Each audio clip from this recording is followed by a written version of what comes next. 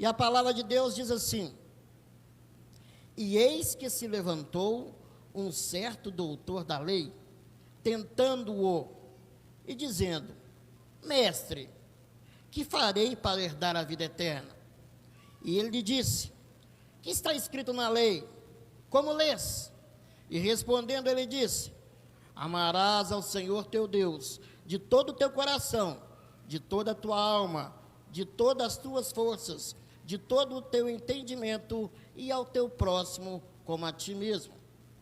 E disse-lhe Jesus: respondeste bem, faze isso e viverás. Ele, porém, querendo justificar-se a si mesmo, disse a Jesus: e quem é o meu próximo?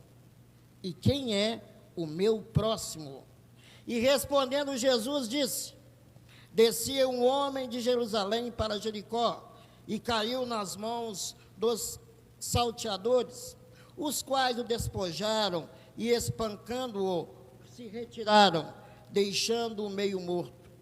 E ocasionalmente descia pelo mesmo caminho certo sacerdote, o qual ao vê-lo passou de lá.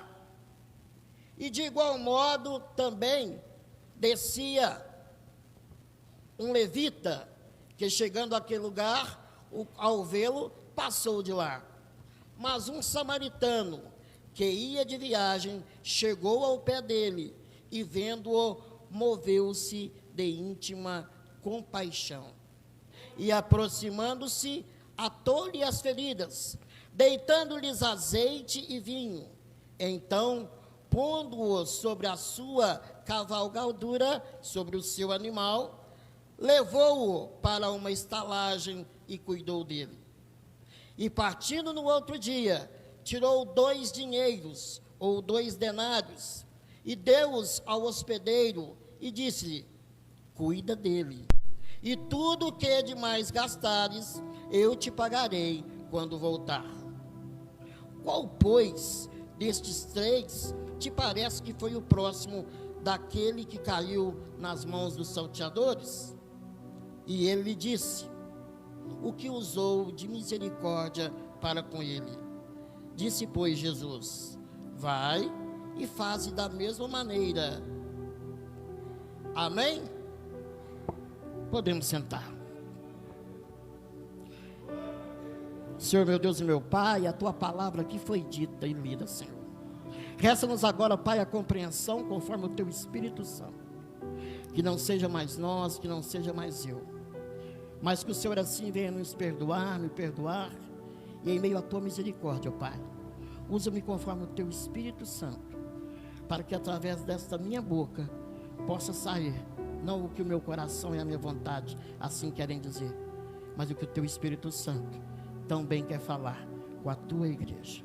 Renova-nos em palavras, Senhor, conforme o teu querer, em nome de Jesus. Amém. Bom, meus irmãos, eu trago nesta terça-feira um texto que é demais conhecido por todos nós. O texto do Evangelho de Lucas, que trata do bom samaritano. E quando se fala do bom samaritano, nós temos a ideia de quê? De ajuda ao próximo, de estender a mão, de acolher. Mas hoje eu quero simplesmente quebrar os protocolos.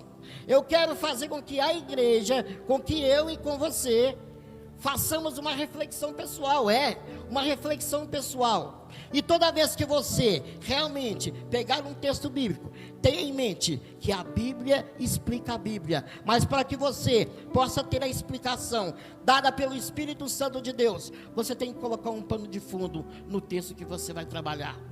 Então, nesta noite, quebrando o protocolo, eu não vou trabalhar a ajuda ao próximo, porque isso é claro, isso está latente, isso é verdadeiro e único, e é obrigação de cada cristão. Mas hoje eu convido você, a igreja, para que juntos façamos uma reflexão em torno de identidade. Eu queria que cada um de nós pudéssemos, a partir de então, fazer um reconhecimento diante de todos os atores, todos os personagens desse texto que aqui foi apresentado. Com quem eu me pareço hoje? com quem eu me parecia ontem e com quem eu quero parecer amanhã?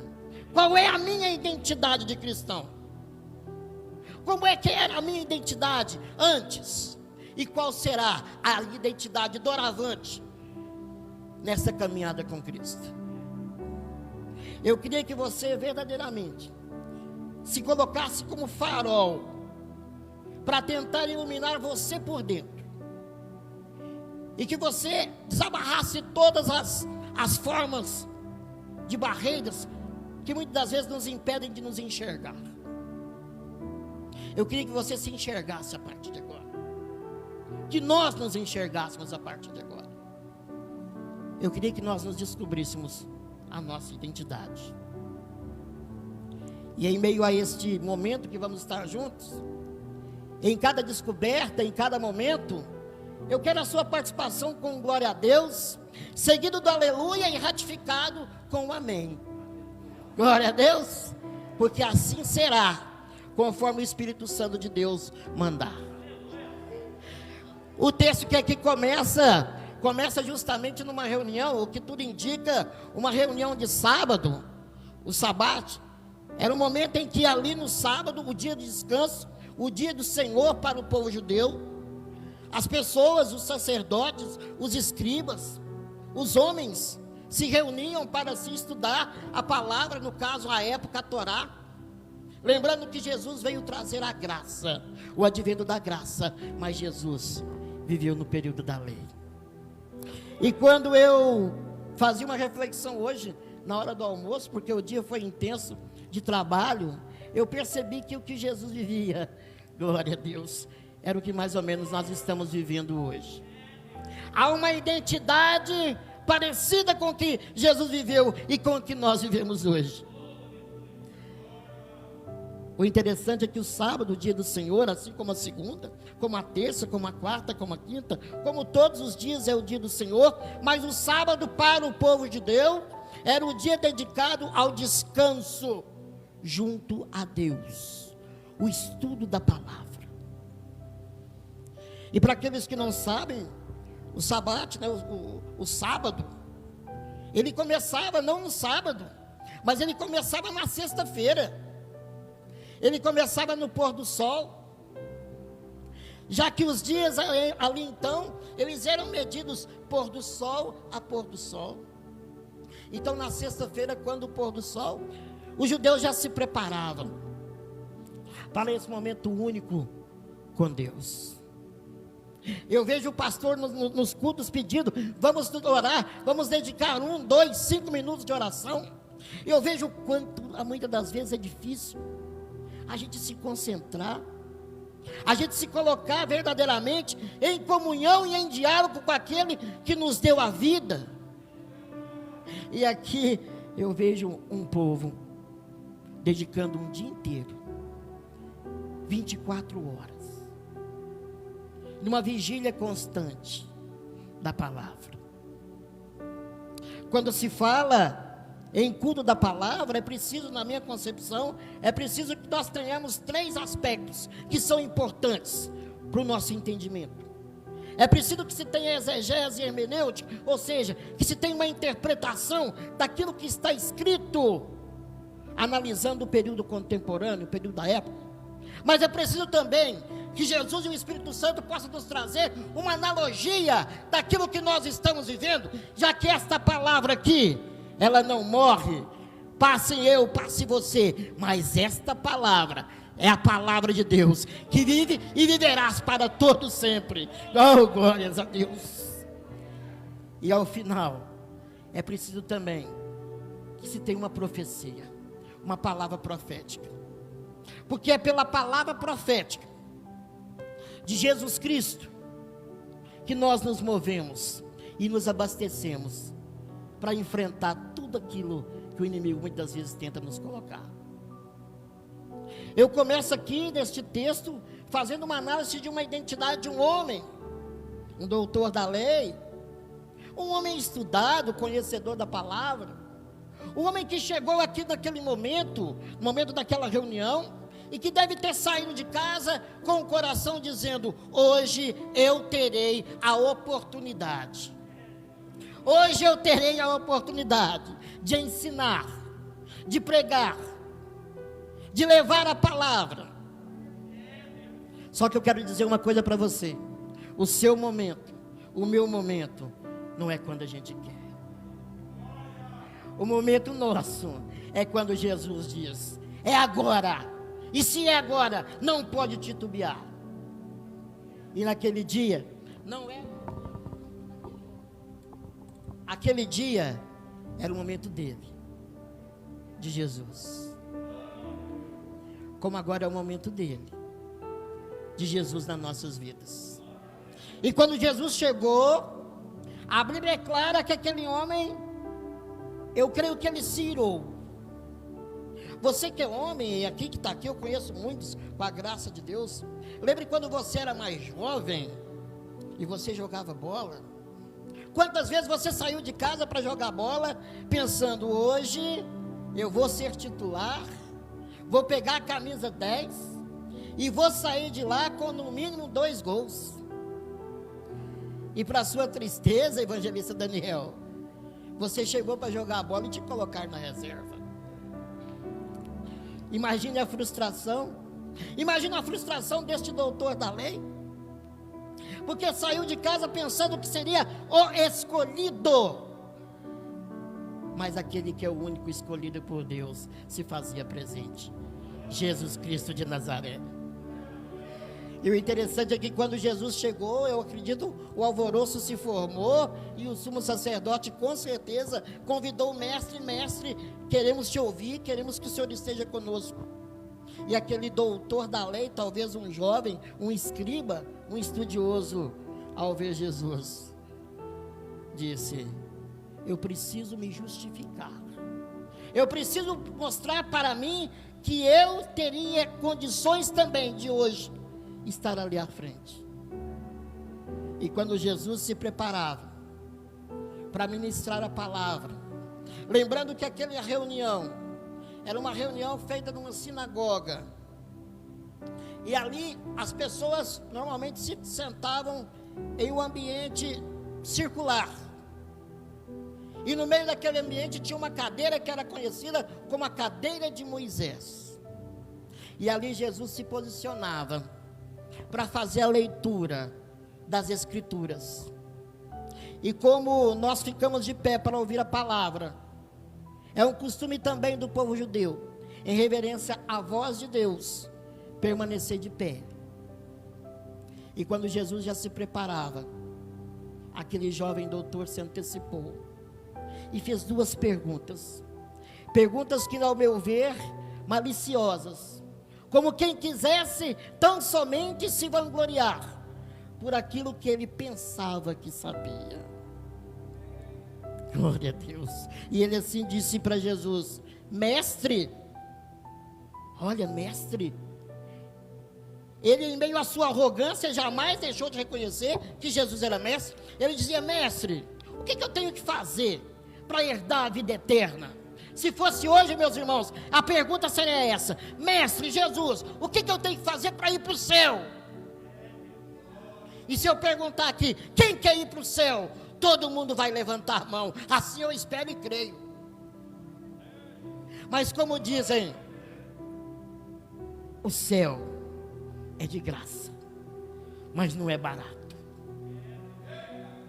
O céu é de graça, mas não é barato. Aleluia.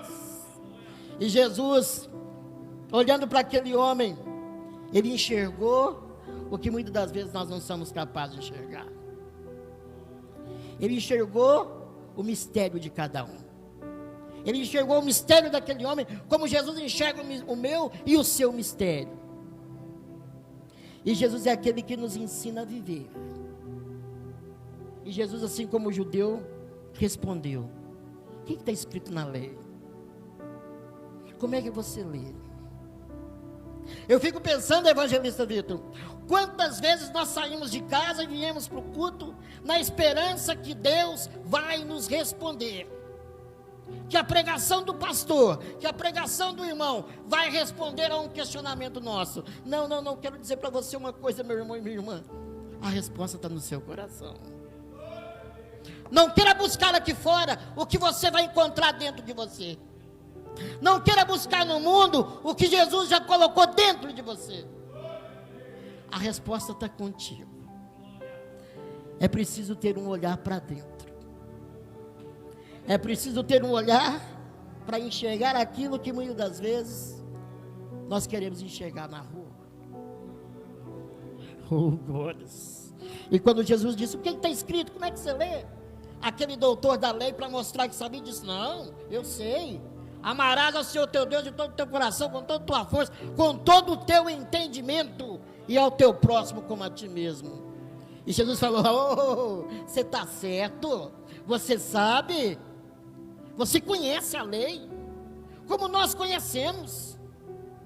Mas aquele jovem doutor da lei não se aquietou. Às vezes nós não nos aquietamos. Às vezes nós recebemos uma resposta e não concordamos. Deixa eu falar para você uma coisa. A resposta de Deus não vem para suprir a sua vontade. Ela vem para suprir a sua necessidade, viu? Aleluia. Oh, glórias. Não queira você esperar uma resposta de Deus que vai agradar o seu ego. Não queira você esperar uma resposta de Deus que vai agradar a sua vontade, porque você está realmente querendo se satisfazer na carne. O nosso Deus responde em espírito,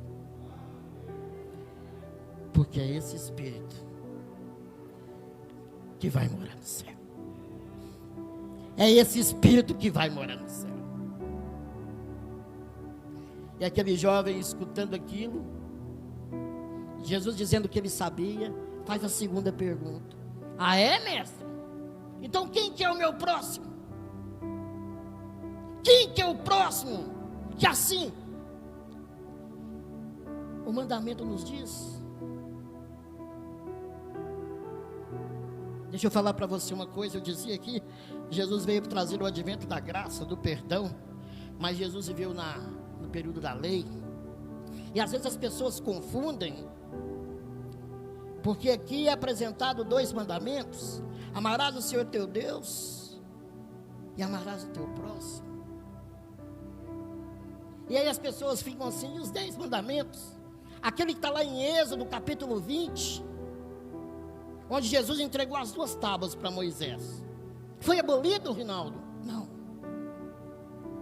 A gente precisa entender que há aqui uma simplificação.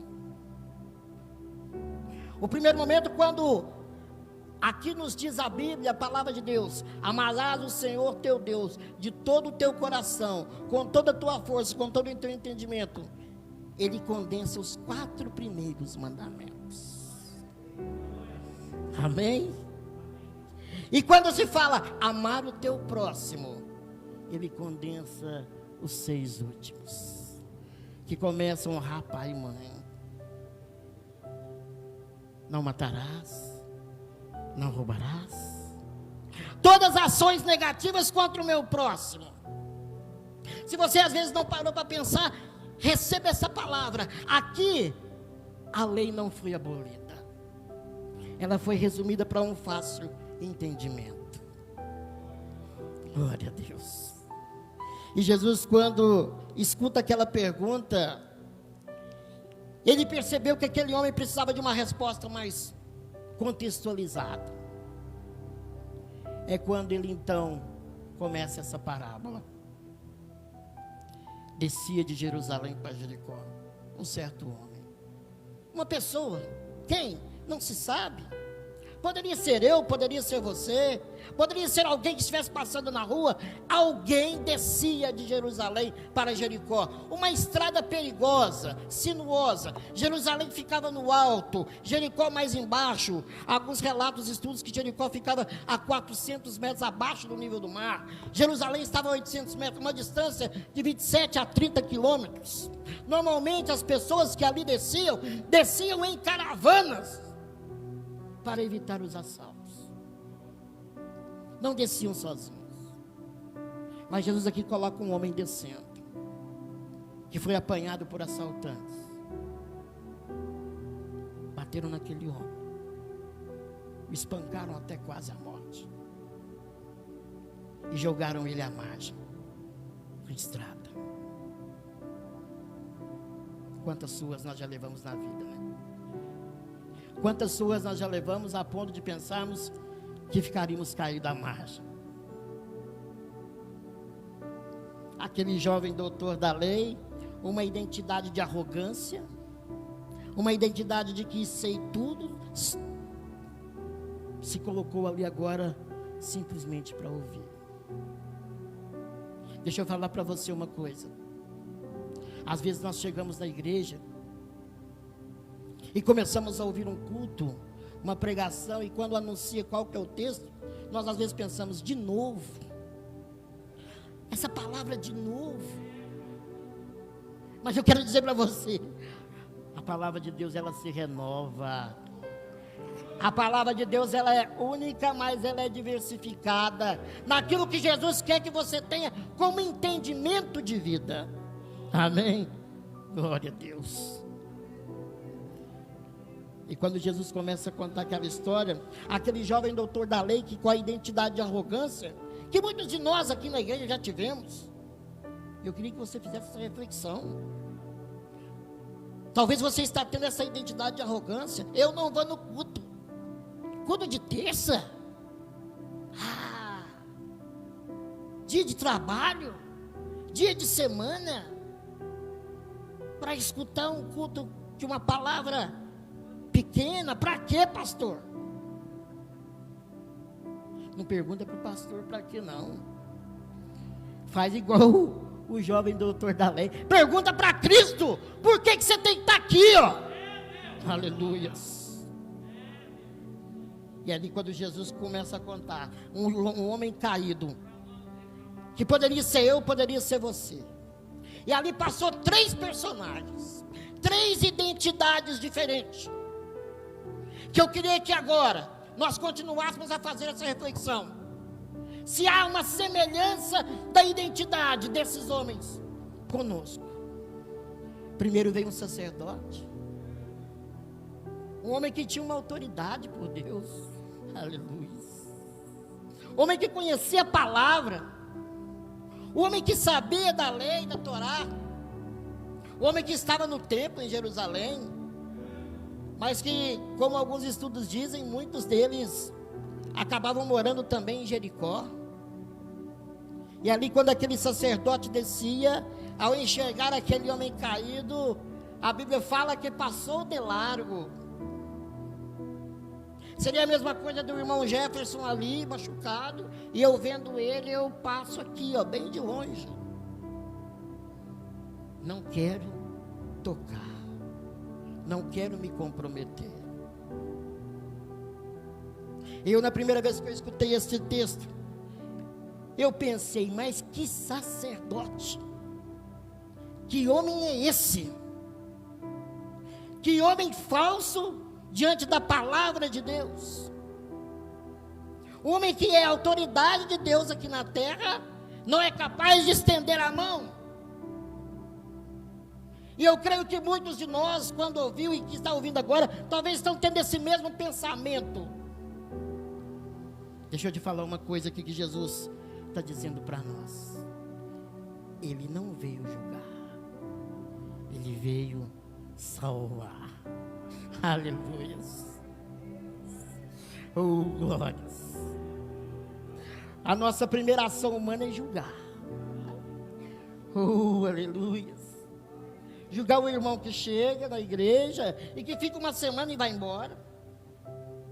Julgar o irmão que às vezes estava até no altar, mas que por ser humano, como eu e você, às vezes tropeça. Jesus está dizendo, eu não vim julgar, eu vim salvar. E eu não estou aqui também para ser o advogado do sacerdote, mas o sacerdote, naquele exato momento, sabe o que ele fez? Cumpriu a lei. a gente pegar lá em Levítico, se a gente pegar lá em Números, capítulo 19, versículo 11, queria que o Roberto colocasse para nós, Números, Paulo Lucas, capítulo Números 19, versículo 11, nós vamos ver que o sacerdote cumpriu a lei. Eu quero dizer uma coisa, não se assustem com o que eu vou dizer, dá para errar na vida, cumprindo a lei. Dá para errar na vida, cumprindo a lei. Aquele sacerdote cumpriu a lei, porque lá em Números capítulo 19, versículo 11, diz assim, ó: aquele que tocar em algum morto, cadáver de algum homem, imundo será 7 dias. O sacerdote era um homem separado, era um homem puro, que se tocasse em algum morto, cadáver, se tornaria impuro. Aquele homem caído no chão, imóvel, inerte, não sabia se estava morto ou se ainda estava vivo.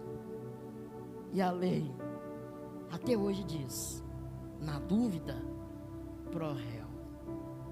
Na dúvida, não toca. O sacerdote deixou de cumprir a lei da liberalidade humana para simplesmente cumprir a lei escrita, como eu disse lá em Números 19, 11. Dá para errar cumprindo a lei. E eu me lembrei do fato que aconteceu comigo em uma parte onde um preso já estava ali cumprindo pena há mais de 7 meses. E quando eu cheguei, ele chegou chorando na minha sala e disse: pelo amor de Deus, me ajuda. Eu perguntei: o que está acontecendo? Foi quando ele falou: recebi uma ligação do meu advogado, a promotoria, o Ministério Público recorreu da minha transferência para a PAC. Eu já estou aqui há 7 meses e eles querem me voltar de novo para o sistema comum, para o presídio, e já saiu a decisão. Eu poderia fugir, mas eu aqui na PAC encontrei algo que eu não encontrei em lugar nenhum. Eu encontrei Cristo. Por Ele, me ajuda, deixa eu ficar.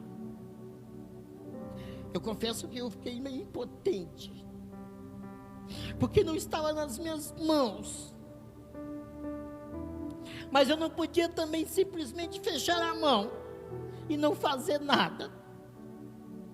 Eu liguei para advogados, já sabia mais ou menos o que talvez poderia fazer, me aconselhei.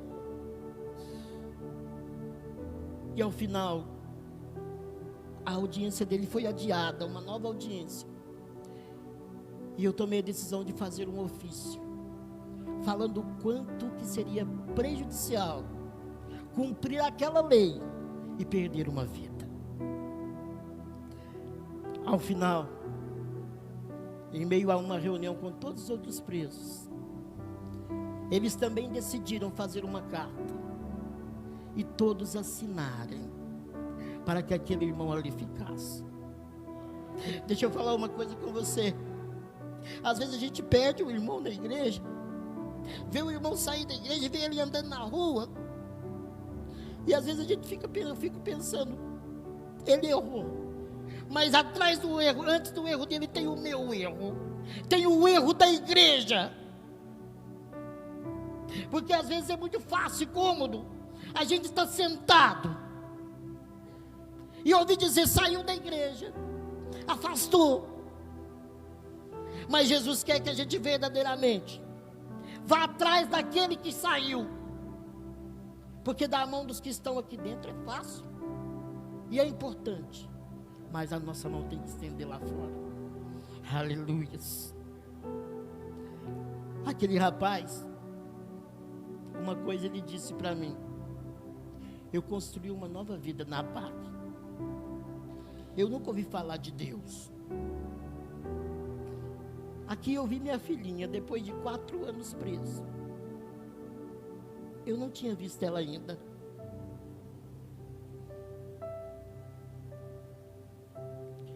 Eu vi minha família.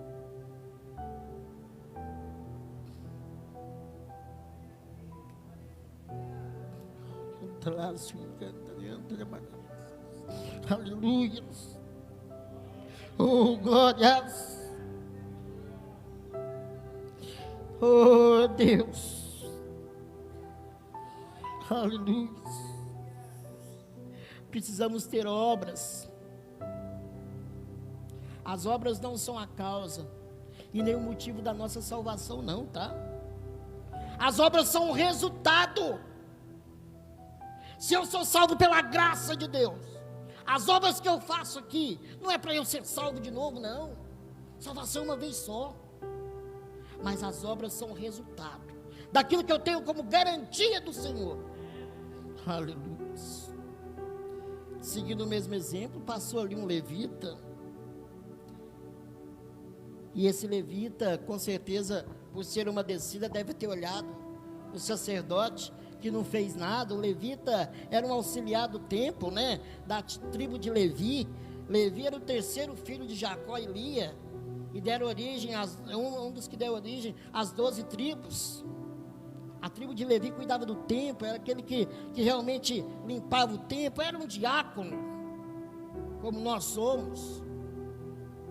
E aquele levita passou, viu que o sacerdote, o chefe, não fez nada, e também não fez. Você está esperando o seu pastor? Você está esperando o seu evangelista? O seu presbítero? Espera aí. Paulo, quando ele se apresentava como Paulo, discípulo do Senhor. O pastor falava de discipulado. Nós vamos, em nome de Jesus, trazer pessoas, sim.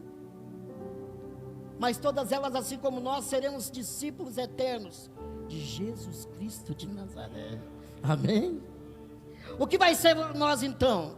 Canal de bênção. Assim como alguém foi para nós. Em 2015, no final de 2015, eu estava meio que descontente com a vida, sem entender o propósito de Deus. Eu entrei naquela porta ali. Já são mais de 5 anos. Muitos motivos eu já tive para sair, viu? Mas todas as vezes que esses motivos queriam falar alto, eu falava com o Senhor: Senhor, não há motivo maior para eu ficar do que a tua presença neste lugar. Oh, glórias, aleluias, glória a Deus. Se você está com vontade, às vezes, pensando, vou sair da igreja, vou procurar outro lugar, eu quero falar para você uma coisa: não é as pessoas do lugar, mas é aquele que estabeleceu o lugar, é que te garante para você ficar, é Jesus Cristo. Glória a Deus. Aquele levita, vendo o sacerdote não fazer nada, também não fez nada. Você vai esperar o seu pastor? Não vou fazer porque o pastor Nayan não fez. Não vou fazer porque o pastor da minha congregação não fez. Espera aí. E se hoje for o último dia? Eles não fizeram. Talvez vão ficar. E você? Não vai fazer? Eu costumo dizer que se fosse nos tempos de hoje, esse levita seria o que nós chamamos de Maria vai com as outras. Aquelas pessoas que têm o costume: se um fizer, eu faço. Se não fizer, eu não faço. Você é formador de opinião, meu irmão. Você foi selado com o Espírito Santo de Deus. Você é único para Deus. Não tem outro neste mundo igual você. Então honre, porque você é único para Deus. Você não tem que imitar ninguém, não. Seja tão somente imitador de Cristo, que é o que nós devemos ser. E Cristo assim nos chama para sermos imitadores dele, porque ele disse: sede santo, porque eu também sou santo. Glória a Deus. Diferente dos outros dois, desceu ali um samaritano. Quem era samaritano? Um povo rebelde, um povo excluído pelos judeus, mas digamos que os judeus, a história assim no contexto bíblico conta que tinham até motivos para não quererem se aproximar. Os judeus achavam que era o único povo escolhido. Os samaritanos tinham uma doutrina confusa, uma vez que foram morar numa região dominada pelos assírios, pelos árabes, enfim. Incutiram a adoração ao Deus Javé junto com outros ídolos. E com isso se contaminaram. Mas carregavam ainda, de um certo modo, a chama de Deus. Mas por serem excluídos, eram sempre evitados.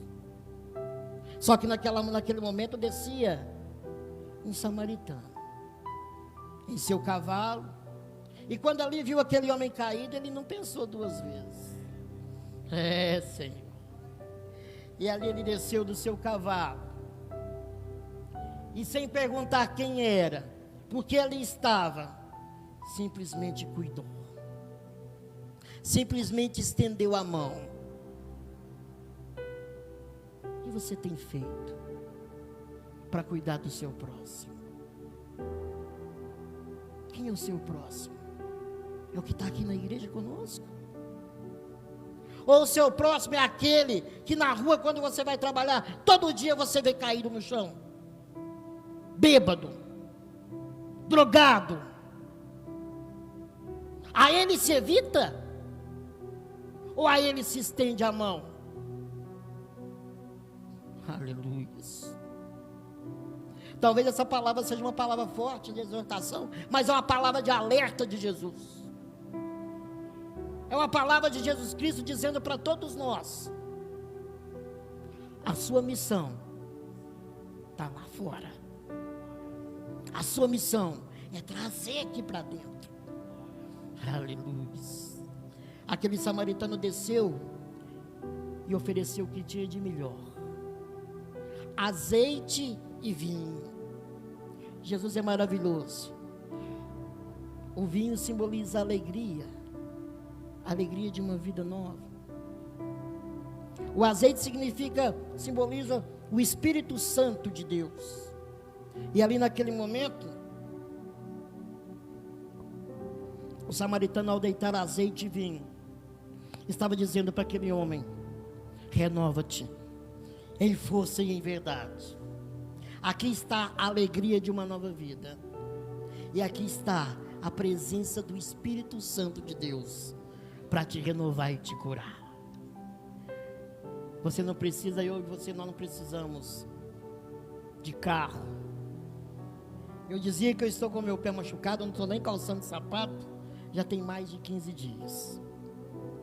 E hoje eu dizia para um colega de trabalho, e o que eu vou dizer aqui agora: irmãos, a medicina ela é importante, mas a medicina não salva vidas, ela adia a morte. Quem salva vidas é aquele nome que está ali, ó, Jesus Cristo de Nazaré. Glória a Deus. Se você é capaz de dar um glória a Deus por ele, dê um glória a Deus. Se você é capaz de dar um aleluia, dê um aleluia. E diga amém. E diga amém. Porque a boca santa do Senhor está na sua boca agora. O Espírito Santo de Deus está em você. Você tem que falar, você tem que dizer, você tem que profetizar, você tem que testemunhar. A medicina, ela não salva vidas, ela adia a morte. Quem salva vidas é Jesus de Nazaré. É Jesus de Nazaré. Não importa qualquer outro seu problema, não importa o meu problema, seu pé machucado está melhorando. Estou usando algum medicamento? Estou. Mas é toda noite, todo dia, eu digo: Senhor, consagra esse pé. porque eu sou que me deu. Ruim ou não, ele é meu, e eu quero ele funcionando do jeito que funcionava antes. E está melhorando, em nome de Jesus. Aquele samaritano, depois de estender a mão, pegou aquele homem e colocou no seu cavalo. Essa ação é uma ação de dar o lugar. Quem de nós tem essa capacidade de dar o lugar para o próximo? Porque dar um remédio, campanha de cesta básica, distribuir alimento nas ruas, é o que nós fazemos e temos que fazer. Mas eu não canso de dizer, a mão que dá o remédio cura mais que o próprio remédio. A sua mão amiga cura mais do que qualquer remédio da medicina humana, porque a sua mão é a mão de Cristo, tocando o seu próximo. Aleluia. Ao colocar aquele homem no cavalo, eu fico imaginando a cena, ele puxando o animal e aquele homem doente, chegou numa hospedaria, por que não dizer chegou numa igreja? A igreja, o lugar de Cristo, é o lugar dos excluídos, né? Daqueles que já não têm esperança. Porque a doença chega num nível que ela já não traz mais esperança, né? O desespero de um problema na família chega num ponto que já não traz mais esperança. É o filho drogado, é o marido envolvido na cachaça. É tanta coisa que nos tira a alegria. Mas aqui Jesus, com esse samaritano, mostra: vem para minha casa, traz para minha casa. Quem pegou a fichinha de discípulo aí, ó, é mais uma lição de Jesus, ó. Traz para casa. Aqui nós vamos cuidar. Aqui nós temos que cuidar. Chegaram aqueles dois homens. O que o samaritano fez? Me dá um quarto. Mas vocês são dois. Ele está doente. E doente não pode ficar sozinho. Trouxe o irmão para a igreja. Abraça, acolhe. No primeiro dia e os outros dias. Ele não pode continuar sozinho. E eu imagino que aquela noite foi uma noite de diálogo, de conversa, de conhecimento. Cada um conhecendo o outro. Só que à noite,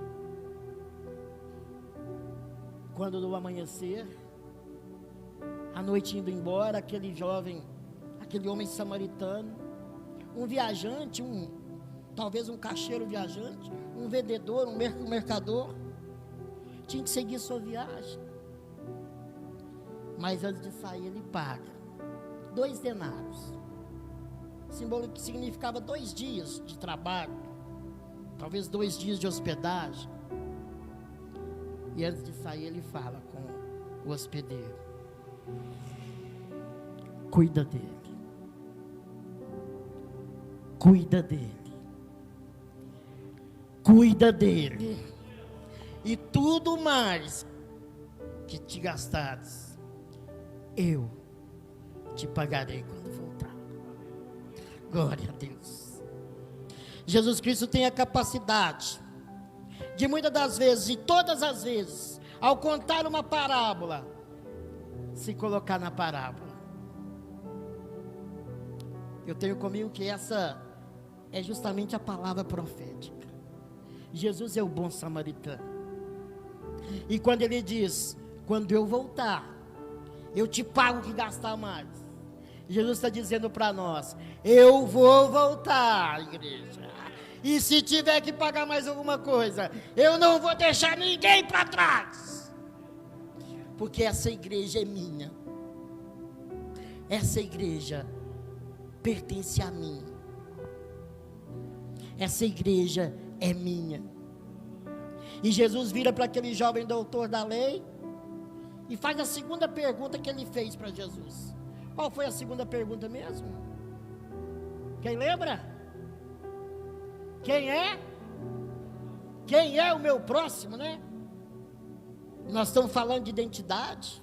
Eu falei, às vezes tem gente da igreja que tem uma identidade igual a do doutor da lei, que acha que sabe tudo, sabe mais do que o pastor. Tem gente que tem a identidade do sacerdote, não posso me misturar. Chegou aqui agora. Tem gente que acha que tem a identidade do levita. Opa, se o pastor ou o evangelista não fez, não vou fazer, não vou participar. Mas a verdadeira identidade que nós temos que ter é a identidade deste bom samaritano. E Jesus, quando pergunta para aquele doutor da lei, quem é o próximo daquele que estava caído na beira da estrada? Aquele homem, por mais inteligente que seja, não entendeu. Mas Jesus está dizendo para ele, você está doente. Porque quando você me perguntou quem é o meu próximo, e quando eu te devolvo a pergunta quem é o próximo do que está caído, você está dizendo para mim, aquele que usou de misericórdia para com ele. Deixa eu falar para você uma coisa. Às vezes nós já estamos há 5 anos, 3 anos, 7 anos na igreja e achamos que estamos aqui para ajudar, para discipular. Olha, talvez nós ainda estamos doentes. Talvez ainda nós estamos em tratamento. Nunca perca isso de vista. Que Deus, que Jesus vai tratar de nós até o último momento, até o dia da parousia, o dia do juízo final. Nós vamos estar em tratamento. É para que você não se perca pensando que já está pronto. Porque quando a gente pensar que já está pronto, pode ser que o inimigo use isso contra nós e a gente acaba perdendo. Aquele jovem respondeu bem. E Jesus disse, faz isso, age como ele. Deixa eu falar para você uma coisa. Eu disse para você que Jesus viveu no período da lei, cumpridor da lei. Mas lá em Gálatas, capítulo 5, versículo 14, Jesus fala da verdadeira lei soberana. E essa verdadeira lei soberana chama-se amor ao próximo.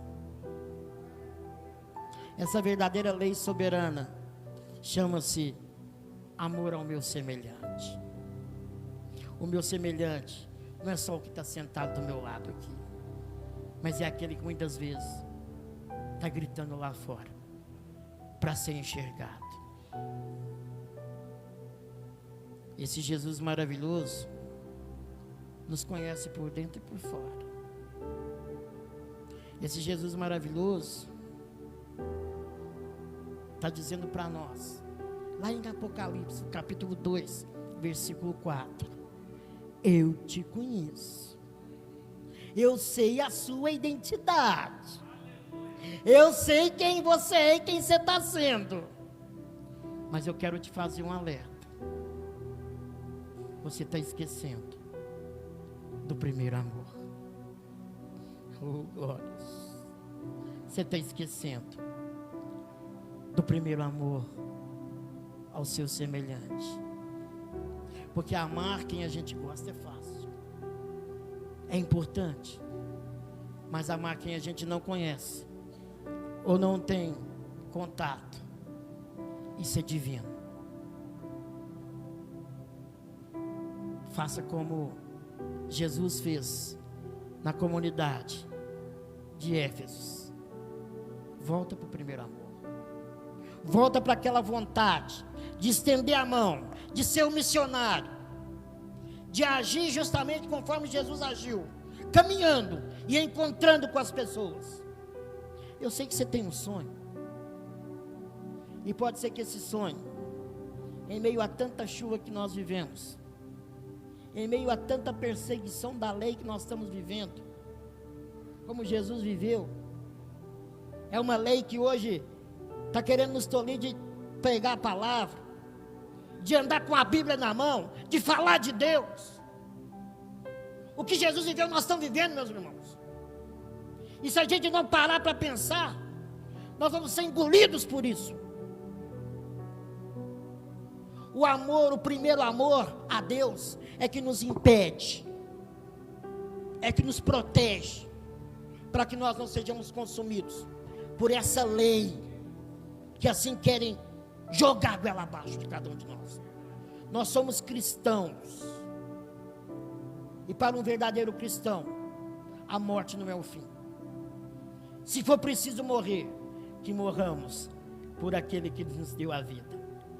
E a vida eterna não é aqui, é junto do Pai, na Nova Jerusalém. Eu queria terminar dizendo para você uma coisa.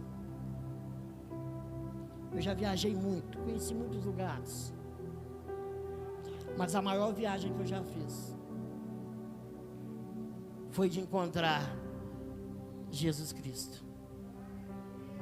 É uma viagem que eu continuo fazendo, porque a cada dia eu paro numa estação, e nessa estação tem um bilhete escrito: eu sou o caminho, a verdade e a vida. Aleluias, glória a Deus. Vamos ficar de pé?